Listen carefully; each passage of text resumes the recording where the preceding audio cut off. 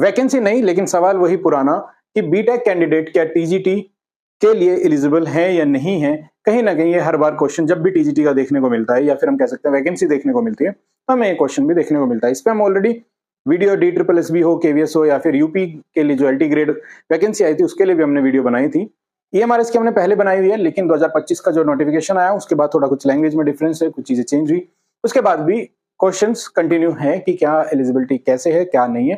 तो EMRS के अभी फॉर्म ऑन गोइंग है, जो कि अभी 15-20 दिन और आपके पास है एटलीस्ट फॉर्म भरने के लिए। तो जिन कैंडिडेट्स ने नहीं भरा वो भर लीजिए, साथ ही साथ जो क्वेश्चन है जिनके कि वो एलिजिबल है नहीं है, तो वो इस वीडियो में हम डिस्कस करने वाले हैं। तो EMRS 2025 जो कि आपका ऑलरेडी फॉर्म स्टार्ट हो चुके हैं, जिसकी टीजीटी पीजीटी के लिए दोनों के लिए चल रहे हैं। तो हम आज की वीडियो में डिस्कस करेंगे टीजीटी के लिए। ठीक है, क्वेश्चंस जो है मेनली टीजीटी के लिए आ रहे हैं, तो हम टीजीटी को इसलिए कंसीडर कर रहे हैं। अगर आपको लगता है कि पीजीटी के लिए भी आपके क्वेश्चंस है तो हम पीजीटी को भी कंसीडर करेंगे और नेक्स्ट वीडियो आपको पीजीटी के लिए प्रोवाइड करेंगे। क्योंकि जनरली बीटेक कैंडिडेट्स बीटेक के बाद एमटेक या फिर अदर चीजों के लिए या एमबी के लिए कई बार चले जाते हैं। MSc BSc sorry not BSc MSc वगैरह के लिए बहुत कम जाते हैं। तो पीजीटी के क्वेश्चंस या एमए के क्वेश्चंस जो होते हैं बहुत कम हो जाते हैं, इसलिए मैक्सिमम क्वेश्चन टीजीटी के लिए हमारे पास आ रहे हैं। तो हम देख लेते हैं, सबसे पहले बेसिक सी चीजें देखेंगे कि क्या रिक्वायरमेंट है टीजीटी में। ज्यादा अदर सब्जेक्ट्स के हम किसी में नहीं जाने वाले, बट बेसिक रिक्वायरमेंट अगर हम देखते हैं तो टीजीटी आफ्टर पीजीटी यहां से स्टार्ट हो जाता है, जिसमें क्या है स्पेशली मेंशन है कि आपके 3 चीजें होनी चाहिए। ABC जो मेंशन करके दिया है ये एसेंशियली क्वालिफिकेशन होनी चाहिए, जिसमें bachelor graduation degree in a subject, मतलब आपकी जो बैचलर डिग्री है उस पर्टिकुलर सब्जेक्ट से रिलेटेड होनी चाहिए, जो कि 4 ईयर हो सकती है, बैचलर हो सकती है या फिर आपकी ऑनर्स डिग्री भी हो सकती है। मतलब कहने का मतलब है आपकी कहीं ना कहीं उसमें ग्रेजुएशन होनी चाहिए। एक कॉलम आपको क्वालिफिकेशन में पोस्ट ग्रेजुएशन से रिलेटेड भी दिया हुआ है, बट उसमें कहीं भी हमारा सब्जेक्ट के रिलेटेड या इंफॉर्मेशन ज्यादा जरूरत की नहीं है। तो ये हमने समझा बेसिक से। दूसरा क्या रिक्वायरमेंट है कि भाई बैचलर डिग्री ना एजुकेशन, मतलब टीजीटी के लिए आपका BEd होना कंपलसरी है। ठीक है, ये आप किसी भी टीजीटी की एप्लीकेशन के लिए जाते हैं तो उसके लिए आपका होना मैंडेटरी है। ये पहले ही ABC करके उन्होंने लिखा हुआ है। तीसरा उन्होंने क्लियर ही लिखा है कि आपका CTET भी होना मैंडेटरी है, कि आपका CTET पेपर 2 कब तक क्लियरली मेंशन है कि CTET सर्टिफिकेट इशूड ऑन और before the cut off date जो आपकी है वो तब तक आपका CTET आपके पास सर्टिफिकेट होना चाहिए उस डेट तक। ठीक है, तो ये 3 चीज हो गई। तो अब सभी का क्वेश्चन जो बनता है वो क्वालिफिकेशन से रिलेटेड है। भाई सबको पता चल गया डिग्री तो आपको BEd की चाहिए ही चाहिए, आपको CTET भी चाहिए पेपर 2, ये तो क्लियर है। अब आता है क्वेश्चन कि जो बीटेक है, बीटेक की क्या है मल्टीपल ब्रांच हो सकती है। ठीक है, आपकी मल्टीपल क्या है ब्रांचेस हो सकती है, mechanical, civil, CS, EC, EN, EEE या फिर इस तरह से मल्टीपल। ऑटोमोबाइल हो सकती है, मैकेनिकल के अलावा रोबोटिक्स है। आज की डेट में वैसे भी बहुत सारी नई नई क्या है आपकी स्ट्रीम्स आ चुकी है।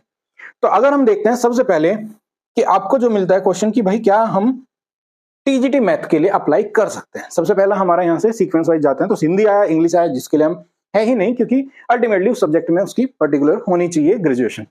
यहां पे वर्ड लिखा है टीजीटी मैथ। ठीक है, candidate should have stood all the following 3 चीजें उसमें क्या मेंशन है मैथ के केस में, इसके मैथ्स के केस में। ठीक है, टीजीटी। ठीक है, और हम बात कर रहे हैं AMRS की। ठीक है, AMRS टीजीटी मैथ के लिए अब आपके पास क्या होना चाहिए, मैथ एज अ इलेक्टिव या फिर main subject in all 3 year of the graduation under graduation course. तो यहां पे एक वर्ड मेंशन है कि ऑल 3 ईयर, तो मतलब आपकी जो बात चल रही है वो ग्रेजुएशन, जो सिंपल ग्रेजुएशन होती है जिसको हम BSc कह सकते हैं एज एग्जांपल। तो जो आपकी एक ग्रेजुएशन डिग्री है उसके 3 साल आपके पास क्या होना चाहिए, आपके पास होना चाहिए मैथ्स, मेन सब्जेक्ट हो या इलेक्टिव सब्जेक्ट हो। ठीक है, ये मैंडेटरी है। दूसरा उसमें लिखा है फिजिक्स एटलीस्ट 1 ईयर या फिर 2 सेमेस्टर। अगर किसी यूनिवर्सिटी में सेमेस्टर सिस्टम है तो 2 सेमेस्टर। सेम केमिस्ट्री के लिए या फिर इन जो 4-5 का कॉम्बिनेशन है, chemistry, electronics, computer science, statics, इनमें से भी सेम आपका क्या होता है, सेम केस कि 1 ईयर या फिर 2 सेमेस्टर आपका पढ़ा होना चाहिए। तो अगर बीटेक वाले का जो मेनली क्वेश्चन आता है कि हम मैथ्स को जनरली 3 सेमेस्टर या 2 ईयर, कुछ जगह पे हमने देखा है कि 4 सेमेस्टर तक भी पढ़ते हैं, मतलब 2 साल भी पढ़ते हैं। ज्यादातर यूनिवर्सिटी, इवन यूपी की अगर मैं स्टेट यूनिवर्सिटी का नाम लेता हूँ AKTU, तो वो भी क्या करते हैं 3 सेमेस्टर, मैथ 1, 2, 3 ऐसे करके 3 सेमेस्टर, मतलब 1.5 साल वो मैथ पढ़ाती है। फिजिक्स जो देती है वो 2 साल देती है, 2 सेमेस्टर देती है, और जो केमिस्ट्री है वो 1 सेमेस्टर देती है। तो अगर हम देखें सिंपल सा, अगर किसी भी कैंडिडेट का मैथ्स ठीक है 3 ईयर से कम है, वैसे वहां पे ऑल ईयर लिखा हुआ है, मतलब आपका ग्रेजुएशन पहली बार 3 ईयर ग्रेजुएशन को कंसिडर किया हुआ है। लेकिन एनी हाउ अगर आपने बीटेक में 3 साल पढ़ा है तो आप एक बार इसके लिए जा सकते हैं, पर बाद में आप अपने डॉक्यूमेंट वेरिफिकेशन में अपना पॉइंट रख सकते हैं, तो शायद वो कंसिडर कर लिया जाए। लेकिन ये पॉइंट क्लियर है, इसमें लिखा हुआ है subject in all 3 years. In the graduation नहीं वर्ड यूज हो रहा है, मतलब आपका जो है ग्रेजुएशन खाली वर्ड नहीं यूज हो रहा है कि 3 साल पढ़ा हुआ हो, इन ऑल 3 इयर्स, मतलब ये 3 साल की ही ग्रेजुएशन में कंप्लीटली पढ़ा हुआ हो, कुछ इस तरह से कहने का इसका मीनिंग है। बट फिर भी अगर आप मतलब आप बीटेक करते हैं, इंजीनियरिंग स्टूडेंट है, बीई या बीटेक है, पर आपने 3 साल मतलब 6 सेमेस्टर एटलीस्ट की है, तो आप एक बार जा सकते हैं, जब आपका डॉक्यूमेंट वेरिफिकेशन होगा तब अपना आप पॉइंट रख सकते हैं, तो शायद आपको कंसिडर कर लिया जाए। अदरवाइज आपको पता है 3 ईयर की बीटेक नहीं होती, 4 ईयर की होती है, और ऑल 4 ईयर आप जो मैथ है वो नहीं पढ़ते। ज्यादातर मैंने बताया 1.5 ईयर या 2 ईयर ही पढ़ते हैं, जिसमें 3 या 4 सेमेस्टर तक पढ़ते हैं। लेकिन आपने पढ़ा है तो आप जा सकते हैं, एटलीस्ट एक अटेम्प्ट ले सकते हैं, क्योंकि आपने बीएड किया है, 1 लाख रुपए 1.5 लाख रुपए आपने लगाया है, तो इतना वो ट्राई कर सकते हैं, ठीक है। लेकिन कंडीशन ये भी है कि आपका उस केस में फिजिक्स और केमिस्ट्री एटलीस्ट 1 ईयर का आपका पढ़ा होना चाहिए। मतलब केमिस्ट्री नहीं, इलेक्ट्रॉनिक्स भी हो सकता है, कंप्यूटर साइंस भी हो सकता है, वो भी आपका कॉम्बिनेशन में है। मतलब फिजिक्स तो एटलीस्ट आपने 1 ईयर कम से कम पढ़ा हो, बाकी इन 3 में से 4 में से आपको भी पढ़ा होना मैंडेटरी है। दूसरा आता है, कैंडिडेट कहते हैं कि भाई हम तो साइंस स्टूडेंट है, ठीक है, क्या है, साइंस स्टूडेंट है, तो हम टीजीटी साइंस में जाने चाहिए। अभी जब हमने DSSB पे सेम वीडियो बनाई थी, तो DSSB में साइंस का थोड़ा अलग सिस्टम है, EMRS में थोड़ा अलग सिस्टम चला जाता है। तो अगर आप देखेंगे साइंस के लिए, तो साइंस में यहाँ पे क्लियरली कुछ मेन सब्जेक्ट और उनके आपके जो है इस कॉम्बिनेशन के लिए डिफरेंट सब्जेक्ट्स मिलते हैं। तो उसमें आपको अगर देखेंगे तो आपको जोलॉजी, बॉटनी और आपका बायोलॉजी, लाइफ साइंस, इस तरह के सब्जेक्ट के कॉम्बिनेशन के साथ जाता है। तो कैंडिडेट को क्या पढ़ा होना चाहिए, biology, life science, botany, zoology, honours हो, मेन सब्जेक्ट हो, in all 3 years of the graduation हो। तो इस तरह का जो ये सब्जेक्ट्स हैं, ये आपने बीटेक में कभी नहीं पढ़े, किसी भी ब्रांच में कंटिन्यूस आपको नहीं पढ़ने को मिलते। इवन किसी के यहाँ पे अगर बायोलॉजी कहीं पढ़ाई हो, तो मैं मतलब मुझे यकीन नहीं होगा अगर किसी ने कहा कि बीटेक में हमने बायोलॉजी पढ़ी है, बट अगर किसी ने रियरली कोई पढ़ा होगा तो मुश्किल से 1 सेमेस्टर, मतलब 6 महीने, अदरवाइज वो भी नहीं। और रिमेनिंग सब्जेक्ट का कॉम्बिनेशन आपका बनने ही वाला नहीं है अगर आपने बायोलॉजी नहीं पढ़ी। केमिस्ट्री हो सकता है आपने पढ़ा हो, लेकिन आपका यहाँ पे सब्जेक्ट्स कॉम्बिनेशन नहीं बनेगा, तो आप साइंस के लिए भी एलिजिबल नहीं होंगे, ठीक है। और इवन इसमें यही चीज मेंशन भी है कि जो बाकी कॉम्बिनेशन है एटलीस्ट क्या है, 1 ईयर या 2 सेमेस्टर भी पढ़ी होनी चाहिए। मतलब इस तरह के कॉम्बिनेशन, अल्टीमेटली ये कॉम्बिनेशन आपका नहीं बनता। थर्ड जो जाता है वो आपके पास जाता है कंप्यूटर साइंस का। जो ऐसे कैंडिडेट हैं जो कि आपके पास CS या IT के हैं, यहाँ पे IT के लिए भी लिखा हुआ है, तो यहाँ पे हम IT को भी कंसिडर करेंगे। DSSB के केस में IT मेंशन नहीं था, तो उसको हमने यही कहा था कि ऑन पेपर अगर IT नहीं लिखा है तो आप जा सकते हैं, DV के टाइम पे, डॉक्यूमेंट वेरिफिकेशन के टाइम पे अपना पॉइंट रख सकते हैं। अगर आपको कंसिडर कर दिया जाता है तो वेल एंड गुड है, अदरवाइज आप भी मतलब एलिजिबल नहीं होते। बट EMRS के केस में यहाँ पे आपको थोड़ा सा क्लियरिटी दी गई है, तो आपका TGT साइंस है। और एक और चीज है, अगर आप देखेंगे ना कभी भी नोटिफिकेशन में, जो बीटेक के लिए कई बार क्वेश्चन, मतलब काफी लोग ऐसा आता है कि हमारा मतलब कोई रिलेटिव है वो एलिजिबल हुए हैं या फिर एलिजिबल होते हैं। कुछ स्टेट्स, एग्री करता हूं मैं भी कि कुछ स्टेट जो है TGT साइंस मैथ के लिए बीटेक कैंडिडेट्स को लेते हैं विद अदर क्वालिफिकेशन ऑल्सो। तो कंसिडर करते हुए कि वो क्वालिफिकेशन भी साथ में है तो वो कंसिडर करते हैं। लेकिन सेंट्रल और कुछ स्टेट लाइक यूपी अगर हम एग्जांपल के लेते हैं, वो स्टेट को ही, सेंट्रल को ही फॉलो करता है। तो ऐसे केस में डायरेक्टली बीटेक में मैक्सिमम केसेस में साइंस और मैथ के लिए आप लोग एलिजिबल नहीं होते। बट अगर कोई गया है, वो हो सकता है आपके यूनिवर्सिटी की वजह से कोई सब्जेक्ट ऐसा है कि जो डिमांड किया 2 साल या 3 साल, वो हो सकता है उन्होंने वो पढ़ा हो और वो DV में, डॉक्यूमेंट वेरिफिकेशन में, इस वजह से क्लियर हुआ है। लेकिन अगर कभी ना कभी इस चीज को क्रॉस वेरीफाई इन फ्यूचर किया गया तो उनकी जॉब पे इंपैक्ट भी आ सकता है। अगर उनको as it is word to word अगर उनका कॉम्बिनेशन मैच नहीं होता, तो वो भी कहीं ना कहीं ये नहीं कह सकता हम 100% कि वो सेफ एंड सिक्योर है आफ्टर ज्वाइनिंग ऑल्सो, क्योंकि उनके DV में उन्होंने प्रूव किया, लेकिन उनकी डिग्रीज जो है वो अलग स्ट्रीम में है, उनकी जो हम कह सकते हैं एक्सपर्टीज है वो अलग लेवल पे है। कंसिडर किया है, जॉब है, अच्छी बात है, आप भी ट्राई करिए अगर आपको लगता है, लेकिन जो मैक्सिमम चीजें हैं या फिर जो ऑन पेपर दी गई है हम उसको फॉलो कर रहे हैं। तो हम बात करते हैं वापस से TGT कंप्यूटर साइंस की।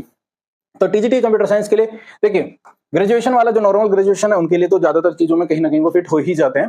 बट अगर हम बात करें बैचलर डिग्री, मतलब BC है तो एलिजिबल है। बट अगर हम आगे चलें, ग्रेजुएशन इसका कंप्यूटर साइंस मतलब BSc कंप्यूटर साइंस किया हो किसी ने, वो भी एलिजिबल हो जाता है।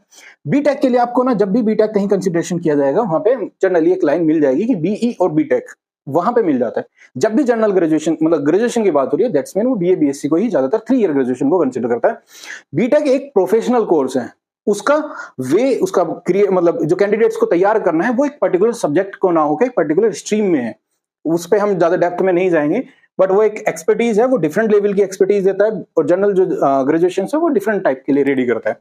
लेकिन यहाँ पे लिखा है बीटेक क्लियरली, बीई और बीटेक कंप्यूटर साइंस या इंफॉर्मेशन मतलब आईटी या फिर आपका सीएस, दोनों में से कोई भी होगा, एटलीस्ट 50% मार्क्स होने चाहिए। और साथ ही साथ इसमें यहाँ एक नोट लिखा हुआ है कि note it is clarified that the promotion to the post of PGT computer science in a future BEd will be required. ठीक है, यहाँ पे एक मेंशन किया गया है कि प्रमोशन के लिए पीजीटी कंप्यूटर साइंस के लिए आपको फ्यूचर में बीएड रिक्वायर्ड होगी, लेकिन पीछे भी बीएड ऑलरेडी क्वालिफिकेशन में गिवन है। तो यहाँ इसके अकॉर्डिंग आपको बीएड मैंडेटरी है। यहाँ पे लाइन देके या इस चीज को थोड़ा सा इस तरह से कर दिया कि यहाँ पे बीएड नहीं चाहिए। आप बीएड जब फॉर्म भर रहे होंगे अगर ऑप्शन आता है तो आप उसके साथ जाइए, अदरवाइज बीएड तो मैंडेटरी आप मान के चलिए। इवन टीजीटी के लिए, ठीक है, टीजीटी और पीजीटी, पहले पीजीटी के लिए बीएड नहीं मांगी जाती थी, लेकिन अब धीरे धीरे मैक्सिमम वैकेंसीज में आपको पीजीटी देखने को मिलेगी और आने वाले समय में विद इन 6 मंथ और ईयर के अंदर आपको पीजीटी की हर एक जो कहते हैं वैकेंसी पे आपको जो है बीएड मैंडेटरी हो जाएगा, क्योंकि हमारी न्यू एजुकेशन पॉलिसी का भी कुछ सिस्टम इसी तरह से है कि वो बीएड मैंडेटरी ही करेगा। इवन आपको पता भी होगा बीएड में बहुत सारे चेंजेस हो रहे हैं। तो जो भी कैंडिडेट इवन कंप्यूटर साइंस के हैं, यहाँ की वैकेंसी कोई स्टेट वैकेंसी है कोई भी, और वो टीजीटी या पीजीटी तक भी जाता है, तो वो इस तरह से प्लान जरूर करके रखे कि उनकी बीएड एटलीस्ट कंप्लीट हो जाए, स्पेशली लाइक कंप्यूटर साइंस, क्योंकि कुछ वैकेंसीज में बीएड को नहीं मांगा गया उनके लिए। तो ऐसे केस में मेक श्योर कि आपकी डिग्री, अगर आपके पास टाइम है, पैसा है और आप चाहते हैं कि इस तरह से मतलब गवर्नमेंट टीचर बनना, तो बीएड अगर आपने नहीं की तो एटलीस्ट कर ले। बट यहाँ के केस में बीएड मैंडेटरी है। इस लाइन को देखते हुए अगर देखा जाए तो ऐसा लगता है कि पीजीटी के लिए फ्यूचर के लिए रिक्वायरमेंट होगा, अभी के लिए नहीं है। बट जब आप फॉर्म भरेंगे तो आपको ऑप्शन मिलता है, तो वेल एंड गुड, अदरवाइज आप कंटिन्यू करेंगे बीएड के साथ। तो कहीं ना कहीं अगर आप इसको टोटल देखेंगे, समराइज करेंगे, तो आपके पास क्या मिलता है कि आपके पास टीजीटी, ठीक है। एक चीज और यहां से काफी लोगों को कंफ्यूजन होता है, ठीक है, हम बात कर रहे हैं कई बार शॉर्ट वीडियोस में टॉपिक का नाम ना होने की वजह से उन्हें लगता है कि उनके स्टेट को भी मना कर रहे हैं कि उनके स्टेट में नहीं है, बिहार में है। इवन कुछ कमेंट्स इस तरह के लिए मिले कि एमपी में भी एलिजिबल होता है, लेकिन वो स्टेट टू स्टेट वेरी कर सकता है। कुछ चीजें हमारे स्टेट के हाथ में होता है, तो स्टेट अलाउ करता है तो वो अलाउड रहेंगे। तो ये रूल इस तरह जाता है। तो ईएमआरएस है, अगर आप टीजीटी, इसके लिए हम बात कर रहे हैं बीई कैंडिडेट या फिर हम कह सकते हैं बीटेक कैंडिडेट, ठीक है। टीजीटी मैथ्स, ठीक है, आपका कम से कम 3 ईयर मैथ्स होना चाहिए, फिजिक्स, केमिस्ट्री या फिर अदर जो कॉम्बिनेशन है वो 1 ईयर, ठीक है, 1 ईयर या फिर 2 सेमेस्टर मिनिमम होना चाहिए, तब आप एलिजिबल हैं। अदरवाइज आप इसको मान के चलिए कि यहाँ पे एलिजिबिलिटी आपकी नहीं है, बिकॉज ऑफ आपको 3 ईयर बीटेक में मैथ्स नहीं कराई जाती। और अगर कराई भी है तो उस केस में जो आप वर्डिंग देखेंगे तो वो आपको मैंने क्लियर किया कि वो ऑल ईयर्स लिखा हुआ है वहां पे, तो वो कहीं ना कहीं उसका मीनिंग बदल देता है। टीजीटी साइंस, ठीक है, टीजीटी साइंस में आपका जो है कॉम्बिनेशन नहीं बनेगा, सब्जेक्ट्स जो रिक्वायरमेंट है वो नहीं जाने वाली, तो आप एलिजिबल डायरेक्टली नहीं है। टीजीटी आपका कंप्यूटर साइंस, ठीक है, सीएस लिख देता हूं, कंप्यूटर साइंस, आप लोग फुल्ली एलिजिबल हैं, इसको आप मल्टीपल टाइम लिखें। आपके केस में क्या होना चाहिए, आपकी बीटेक क्या होनी चाहिए, बीटेक या क्या हो, बीई होगा, किसमें, आईटी में, आईटी या फिर क्या हो, सीएस, इन दोनों में अगर आपकी बीटेक है तो आप क्या कर सकते हैं, एलिजिबल हैं। तो अल्टीमेटली बीटेक में आपका सीधा सीधा ये बनता है। अब इसमें ब्रांच का कोई और प्ले नहीं रहता, मैकेनिक हो या इलेक्ट्रॉनिक हो या ईसी हो या फिर ट्रिपल ई हो या फिर सिविल हो या फिर कंप्यूटर साइंस हो, क्लियरली हमने मेंशन किया है, ये केसेस जाते हैं। सिंपली मैथ वालों को ये कंफ्यूजन हो तो मैंने बता दिया है कि वो एलिजिबल डायरेक्टली नहीं होते मैक्सिमम यूनिवर्सिटीज की प्रैक्टिस की वजह से, और जो वर्डिंग लिखा हुआ है इन ऑल 3 ईयर्स उसकी वजह से नहीं होते। बट किसी ने 3 ईयर्स पढ़ा है तो वो एटलीस्ट अटेम्प्ट कर सकता है। डीवी में अपना पॉइंट रखा है, मतलब डॉक्यूमेंट वेरिफिकेशन में अगर उसके जो कंसिडरेशन होती है तो बेस्ट है, उनको जॉब मिल सकती है, अदरवाइज वो भी अदर वे में तैयारी या अपना प्लानिंग कर सकते हैं। तो उम्मीद करता हूँ कि वीडियो में आपको इन्फॉर्मेशन मिली होगी। हो सकता है काफी लोगों के लिए अच्छी न्यूज रही होगी कि वो एलिजिबल हैं, जैसे कंप्यूटर साइंस, कुछ लोगों के लिए रही होगी कि वो एलिजिबल नहीं है बट बी एड कर चुके हैं, पैसा लगा चुके, प्रिपरेशन कर चुके। कुछ ये हम कह सकते हैं एजुकेशन का लाइक एजुकेशन सिस्टम या फिर वैकेंसी सिस्टम्स में कुछ चीजें हैं जो कि हो सकता है इन फ्यूचर सुधार हो। कुछ सब्जेक्ट्स ऐसे हैं जो अच्छे सब्जेक्ट्स हैं, टेक्निकल सब्जेक्ट है, स्किल इंडिया के तहत वो इन फ्यूचर एजुकेशन सिस्टम में आए, गवर्नमेंट वैकेंसीज में भी उन सब्जेक्ट्स को कंसिडर किया जाएगा। और साथ ही साथ जब टेक्निकल सब्जेक्ट्स आएंगे तो टेक्निकल लोगों की जरूरत पड़ेगी और उसके लिए बीटेक सबसे पहले, बीटेक या बीई को सबसे पहले कंसिडर किया जाएगा, तो तब वैकेंसीज बनने की ज्यादा चांस रहेगी। बाकी एज फैक्टर, रिलैक्सेशंस जो है, एज रिलैक्सेशंस या फिर ईएमआरएस एम्प्लॉइज हैं, वो जो भी कंसिडरेशन है वो एज इट इज रहता है। बस मेनली आता है आपका क्वालिफिकेशन या फिर आपका सब्जेक्ट कॉम्बिनेशन। तो उसके अकॉर्डिंग जो भी था हमने वो बात की। अगर आपको पीजीटी से रिलेटेड भी क्वेश्चन क्वेरी है तब कमेंट बॉक्स में हमें बता सकते हैं। आपके कोई भी सुझाव है, आपको लगता है कि हमसे शेयर करना है, कोई भी इन्फॉर्मेशन है, आप वो हमें बता सकते हैं। आपके अपने स्टेट में क्या कंसिडर किया जाता है वो हमें भी बता सकते हैं। जैसे हमने बिहार, एमपी का एग्जांपल लिया, ये कमेंट्स के ही थ्रू पता चला है कि कैसे कैसे कहाँ होता है, या फिर बाकी कैंडिडेट से मिलने के बाद पता चलता है। तो आप अपने अनुभव, अपने जो राज्य है उसकी स्थिति को शेयर करें, तो हमें भी इन्फॉर्मेशन मिलेगी और ये चीज़ों को हम आगे सभी तक पहुंचा सकेंगे। तो आज की वीडियो में इतना ही, मिलते हैं नेक्स्ट वीडियो में नेक्स्ट टॉपिक के साथ। जय हिंद, जय भारत।